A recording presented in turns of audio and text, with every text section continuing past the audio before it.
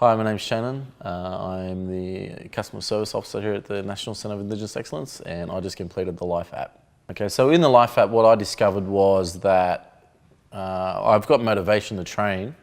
My diet's probably not up to what it could be, or should be, but I've got no problem training. I mean, it's just got to get my diet right. So that's probably one thing I discovered. But probably what I'm not doing right at the moment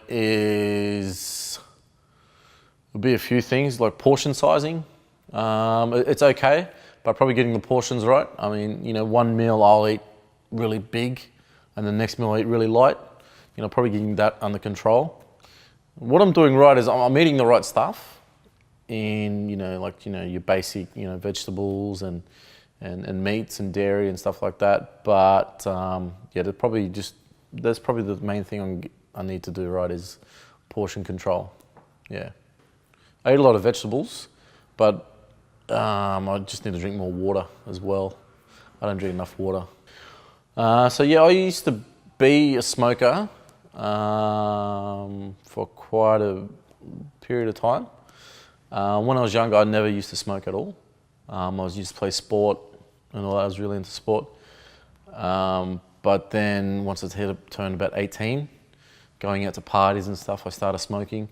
People used to offer me cigarettes and I was like, nah, I'm not. Then I started smoking, just one here, one there. And then it progressed on to every time I'd go out, I'd have a cigarette and then have more.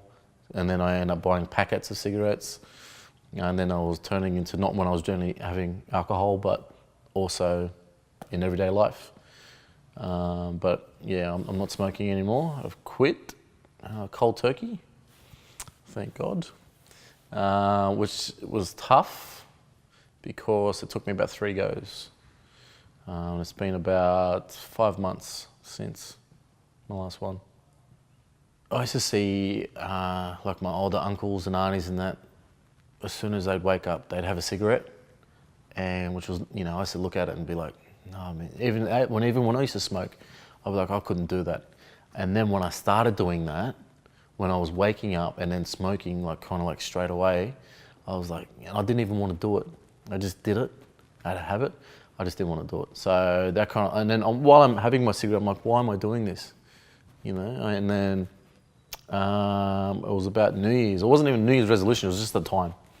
I just went, you know what? I'm just going to stop. And I ended up stopping for a full year, just like that. But then I started again. Work got me stressed out and stuff. But then I definitely noticed the difference when I started smoking again. Walking from from work to the shops, I felt puffed. Even walking up the stairs, I felt puffed, and I was like, man, what's going on? And then it wasn't until I had a first child, I stopped.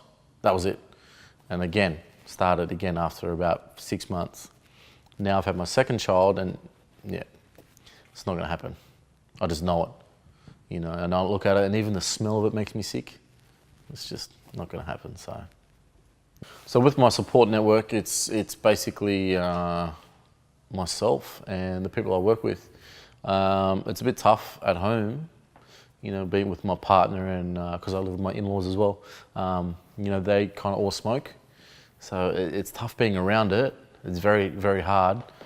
But definitely working in a health and fitness industry. And having the people I work with, train as well, and you see them at work eating right and them training, definitely motivates me. So, I would say myself and probably the people I work with, even though they don't know, they're supporting me. Basically, the strategies to assist me with quitting smoking were, I guess, mainly setting a date. And the first day is always the hardest. It's so hard. I mean, I set a date probably 2 weeks before that, and nothing. And then I set another date. And then the second time when I set the date, even though I failed that one, it felt more, how do I say? The first time I set the date I just went through that day and I had a cigarette. I was like, yeah, nothing. That's all right. The next time I set it, I waited a little bit longer. It wasn't until at the night And I knew if I could get through that first day, it'll be fine. But it wasn't until nearly when it was night, and then I had a cigarette and I kind of crumbled. I said, you know what, if I made it this far, I'll go again. So I just kept trying, kept persevering, kept going at it, just chipping away. And on the third time, I tried it, and I knew as soon as I got through that first day, I was fine. First day came, went all the way through, was fine. The second day, everything after that now it's just a blur, just quick, bang, bang, bang, bang. But the main thing is to keep yourself busy, you know, because you sit around, that was probably the main thing as well, because I was on holidays. Sitting there, you know, I'm bored, I'll have a cigarette. But I knew when I came back to work, I'll be sweet because, you know, I was busy all day, didn't think about it, and then that was it. So basically the reason why I didn't use any NRTs was I didn't really know much about them and you know, what they do. I mean, I've heard about patches and stuff and how they, you know, they give you nightmares and they burn your skin and stuff like that, just what I've heard. So I didn't really want to, you know, worry about that. And I knew the first time if I just stopped, it would be okay. It was very hard. There were times where, you know, I got pushed to my limit, but, you know, just persevered. You know, just it's basically knowledge about what each NRT does and what it, you know, if there's side effects or, you know, how much they cost and where can I get them, you know, just basically the knowledge, you know, and I just thought, you know what, I'll just stop. So that's why I did it. That's why I didn't use any. I noticed that when I slept, I did feel better when I woke up. And I wasn't waking up like lethargic and weak. You know, right now I could probably sleep for 4 hours, maybe 4.5 hours and wake up feeling fine. But if I was doing that when I was smoking, there's no way I'd wake up, you know, feeling like that. And just with my stress levels, it's just, yeah, that's, don't really have a lot of stress anymore. I'm finding that out. Only when I go home and the kids are running amok. But that's about it, but that's, you know, the kids. So. My lifestyle goals would be to probably lose about, I'd say between 15 and 20 kilos. Well, I'm just fat. Like I said, I used to be, you know, into footy and stuff. I used to be really fit. And if you've seen a photo of me when I was younger, you'd freak out. But yeah, ever since I stopped football and the training and, you know, just probably not realizing that the food I eat has ramifications.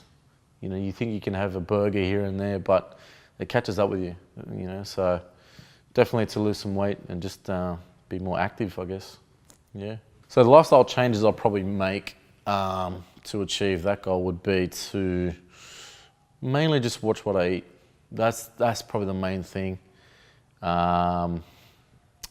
Definitely probably that, and just getting more active with my daughters. You know, taking them for walks, taking them to the park, running around with them. You know, just, you know, get involved more, or not get involved more. Mainly just, yeah, getting active. You know, whether it be at home, whether it be at work. Even though I'm standing up for 8 hours a day, walking around non-stop. You know, just more activity. Yeah.